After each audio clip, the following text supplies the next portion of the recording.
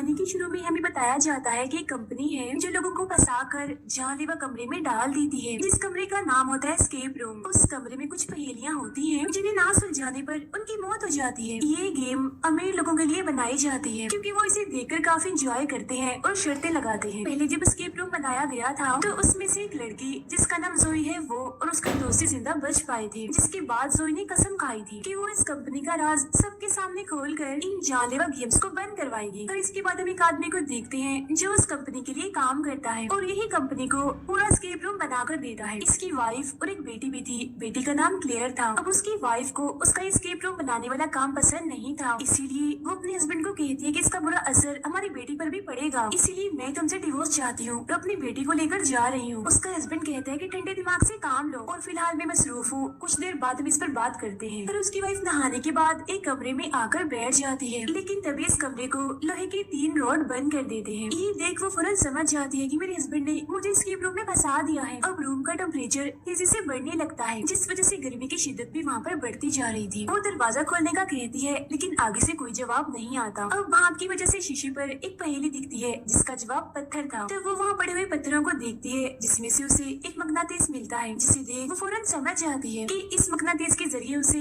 वो तीनों लोहे के रॉड दरवाजे पर से हटाने हैं। तो वो एक एक करके रॉड हटाने लगती है,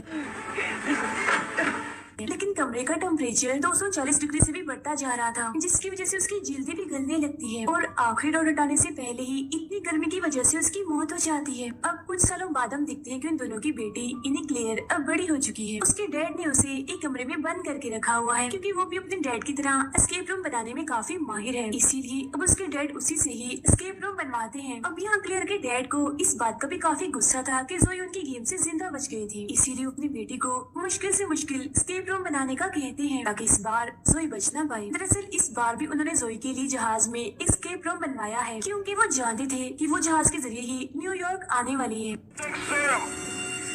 अब हम जोई और उसके दोस्त को एयरपोर्ट पर देखते हैं क्योंकि ये उस कंपनी का पर्दाफाश करने ही न्यूयॉर्क जा रहे हैं, लेकिन जोई को यहाँ कुछ गड़बड़ लगती है, इसीलिए वो जहाज से जाने के लिए मना कर देती है, जिससे उन दोनों की जान बच जाती है। अब ये दोनों गाड़ी के जरिए ही न्यूयॉर्क के लिए निकल पड़ते हैं। रास्ते में एक होटल में रात गुजारते हैं जहाँ जोई के दोस्त को ऐसा लग रहा था जैसे वो अभी भी एस्केप रूम में है, लेकिन हकीकत में ऐसा कुछ नहीं होता, वो बस उसका बुरा ख्वाब था। अब ये लोग एक जगह पर जाते हैं जहाँ एक चोर जोई की चेन छीन कर भाग जाता है। दोनों उसका पीछा करते करते एक स्टेशन पर आ जाते हैं। वो चोर इन दोनों को एक ट्रेन में फंसाकर वहाँ से भाग जाता है। अब यहाँ जोई को कोई गड़बड़ लगती है क्योंकि ट्रेन में सिर्फ 6 लोग ही बैठे हुए थे। वो ड्राइवर का केबिन चेक करने जाती है, लेकिन वहाँ पर भी कोई नहीं था और उसका दरवाजा बंद था। अब इनका डब्बा बाकी ट्रेन से अलग होकर कहीं दूसरी जगह पर जाने लगता है। सभी काफी घबरा जाते हैं। फिर ये डब्बा एक खाली पड़ी हुई सुरंग में जाकर रुकता है।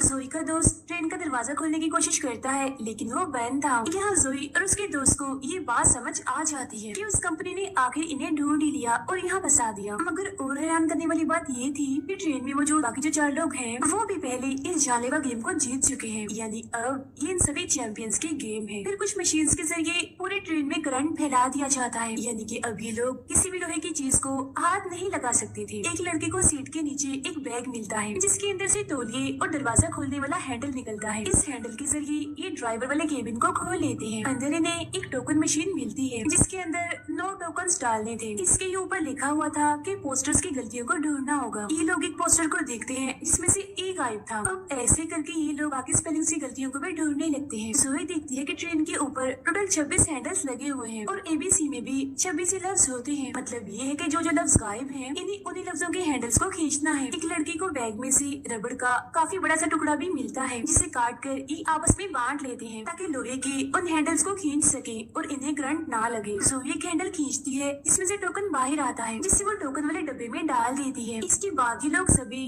गायब लफ्जों के हैंडल्स खींच रहे थे, जिसमें से एक के बाद एक टोकन निकल रहे थे, लेकिन हैंडल खींचने की वजह से वहाँ करंट बढ़ता ही जा रहा था। लड़की को आखिरी दिन गायब लफ्ज मिल जाते हैं, लेकिन इससे पहले कि वो इस बारे में किसी को बताता, गलती से वो लोहे के पाइप को पकड़ लेता है और करंट लगने की वजह से उसकी मौत हो जाती है।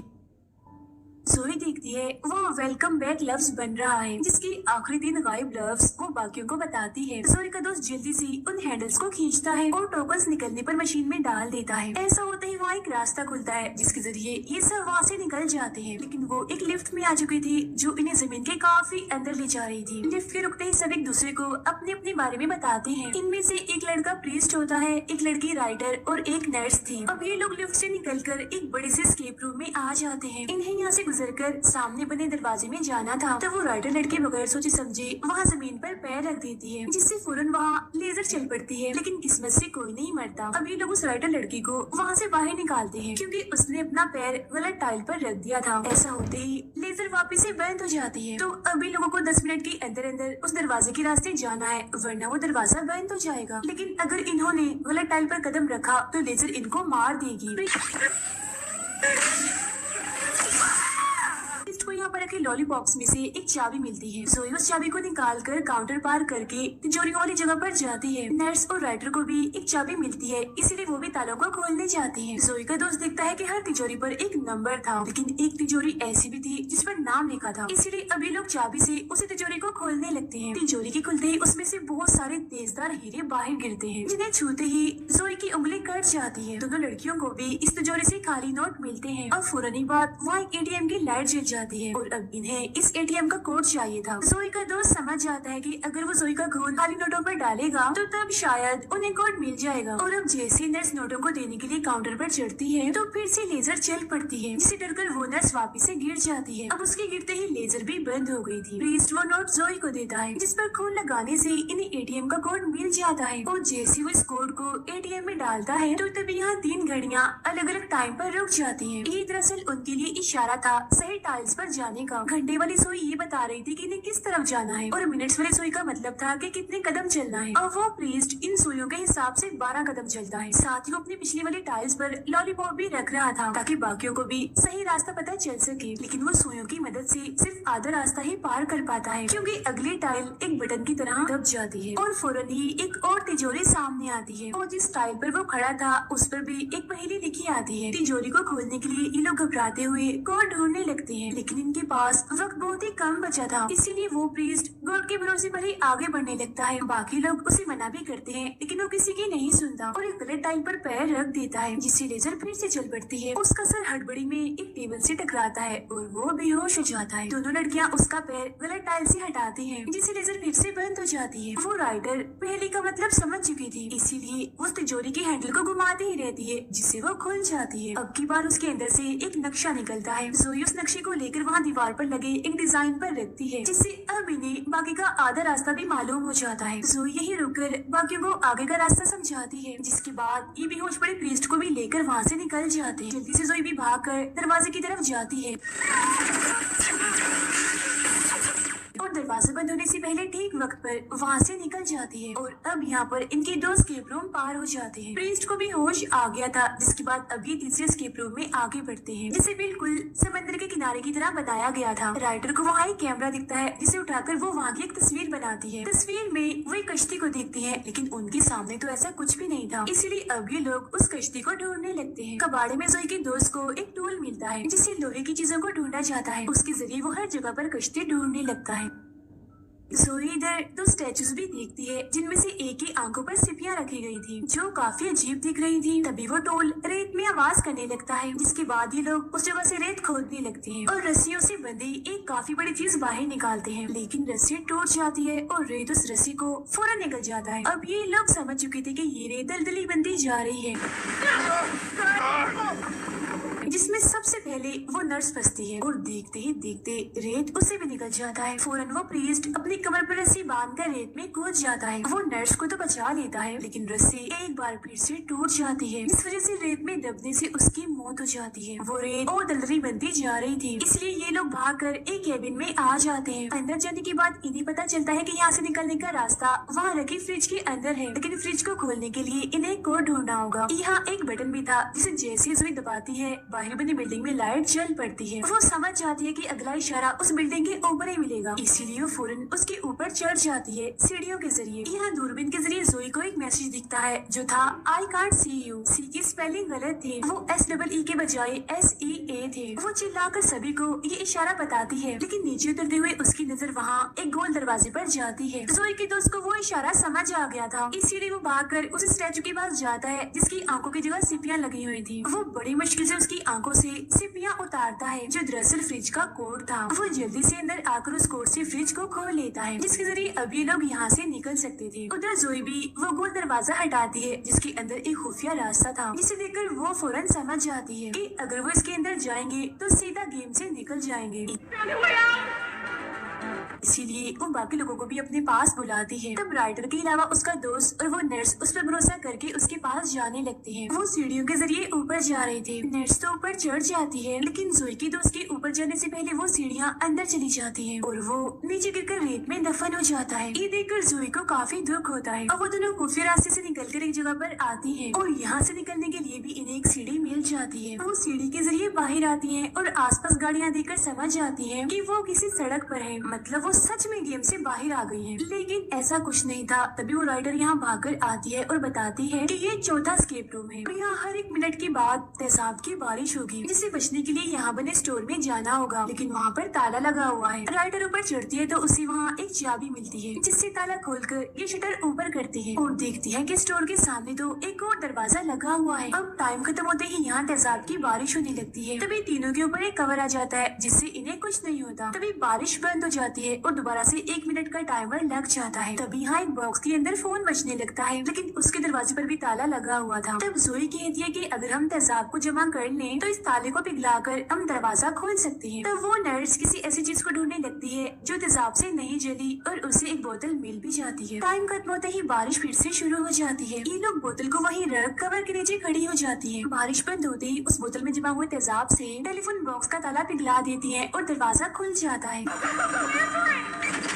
जोई अंदर जाकर फोन उठाती है, लेकिन आगे से कोई जवाब नहीं आता। एक पोस्टर के जरिए उसे गाड़ी के बारे में पता चलता है तो वो समझ जाती है कि यहाँ पर खड़ी हुई गाड़ी उनका अगला इशारा है। वो गाड़ी के पास जाकर छानबीन करने लगती है। देखती है कि गाड़ी का दरवाजा बंद है, लेकिन तभी टाइम खत्म होने के बाद बारिश शुरू हो जाती है। उन लड़कियों के पास एक छतरी थी जिसे वो जोई को देती है, जिसकी मदद से जोई तेजाब में जलने से बच जाती है। जोई को एक पोस्टर में 3 अंगूठियाँ दिखती है और वो नर्स को कहती है कि टेलीफोन की घंटी 3 बार बजने देना और फिर फोन उठाना। तब वो नर्स ऐसे ही करती है जिससे उस गाड़ी का दरवाजा खुल जाता है। जोई फौरन जाकर गाड़ी के अंदर बैठ जाती है। बारिश बंद होने के बाद वो दोनों लड़कियां भी गाड़ी के अंदर जाने की कोशिश करती हैं, लेकिन दरवाजा तो लॉक हो चुका था और तो टेलीफोन बॉक्स का दरवाजा भी अपने आप ही बंद हो गया था। वो कवर भी अब अंदर जा चुका था। अब उन बेचारियों के पास बचने का कोई रास्ता नहीं होता और जब तेजाब की बारिश होती है दोनों ही उसमें जलकर मारी जाती है। ये भयानक नजारा देखकर जोई चिल्लाने लगती है क्योंकि वो उन्हें बचाने के लिए कुछ भी नहीं कर पाई। तभी उसके नीचे से सीट खुल जाती है और जोई कहीं चली जाती है। उधर एस्केप रूम बनाने वाली इन्हीं क्लेयर के डैड को गड़बड़ लगती है क्योंकि जिस आखिरी एस्केप रूम में जोई ने आना था वो वहाँ नहीं आई बल्कि कहीं और ही चली गई। तब वो समझ जाता है कि जरूर मेरी बेटी क्लेयर ने जोई को बचाने के लिए ये गड़बड़ की है। उधर क्लेयर का दोस्त जोई को अपने साथ ले आया था। यहाँ जब जोई क्लेयर को देखती है तो समझ जाती है कि ये एस्केप रूम बनाती है। क्लेयर जोई को बताती है कि ये सब कुछ मैं अपने डैड के कहने पर ही कर रही हूँ। जब से मेरी माँ की मौत हुई है मेरे डैड ने मुझे यही इस कमरे में कैद कर दिया है। मैंने तुम्हें यहाँ तक इसीलिए बुलाया ताकि तुम मेरी मदद करो, मुझे इस कमरे से निकालो। लेकिन जोई कहती है मुझे तुम पर भरोसा नहीं है, मैं तुम्हारी मदद क्यों करूँ। तो वो कहती है कि समंदर के किनारे वाले एस्केप रूम में मैंने गड़बड़ कर दी थी। इन्हें जब तुम्हारा दोस्त रेत में धंस गया था वो मरा नहीं बल्कि जिंदा है, सही सलामत है और एक कमरे में है जहाँ वो बिल्कुल ठीक है। लेकिन तभी वो देखती है कि क्लियर के डैड के लोग उसे ढूंढकर आखिरी एस्केप रूम में डाल देते हैं जो कि एक टेम्परेचर वाला कमरा था। तब जोई का दोस्त इस कमरे की पहेली सुलझाने में लग जाता है, लेकिन अगर उसने जल्दी ना की तो भी क्लियर की माँ की तरह गर्मी से मारा जाएगा। क्लियर जोई को बताती है कि मेरे डैड के कंप्यूटर के जरिए मैं तुम्हारे दोस्त को बचा सकती हूँ, लेकिन उसके लिए मुझे इस कमरे से निकलना होगा। तब जोई उसे बाहर निकालने के लिए दीवार पर बनी पहेली सुलझाने लगती है, लेकिन हर सेकंड के साथ वो बदल रही थी तो उसे सुलझाना नामुमकिन था। क्लियर बताती है कि मेरे डैड ने कहा था कि मैं कभी भी खुद से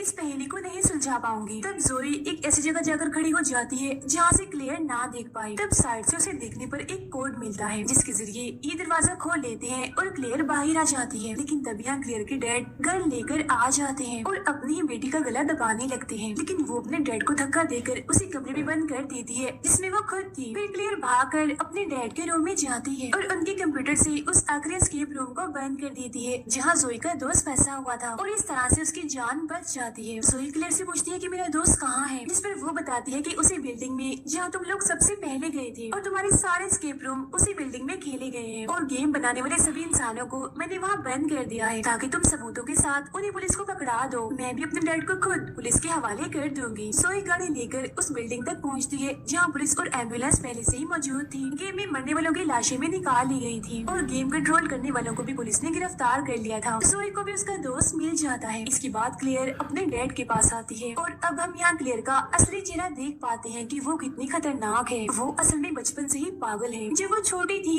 तभी से उसे बुरी आदतें पड़ गई थी, इसे दूसरों को चोट पहुंचाना, सबके साथ बुरा सलूक करना और भी बहुत कुछ। लेकिन उसकी माँ उसे सुधारने के लिए एक मेंटल हॉस्पिटल में भेजने वाली थी, इसीलिए उसने अपनी ही माँ को उस टेम्परेचर वाले एस्केप रूम में फंसाकर मार दिया। जी हाँ, उसे क्लेयर ने ही मारा था। जिसके बाद अब वो यहाँ अपने डैड को भी मार देती है ताकि वो और ज्यादा खतरनाक एस्केप रूम बनाए और उसकी तारीफ हो। अब वो शुरू से ही काफी मासूम बनने की कोशिश कर रही थी, लेकिन वो इतनी पागल थी कि अपने माँ बाप को ही मार दिया। और इसी के साथ ये फिल्म यहीं पर खत्म हो जाती है।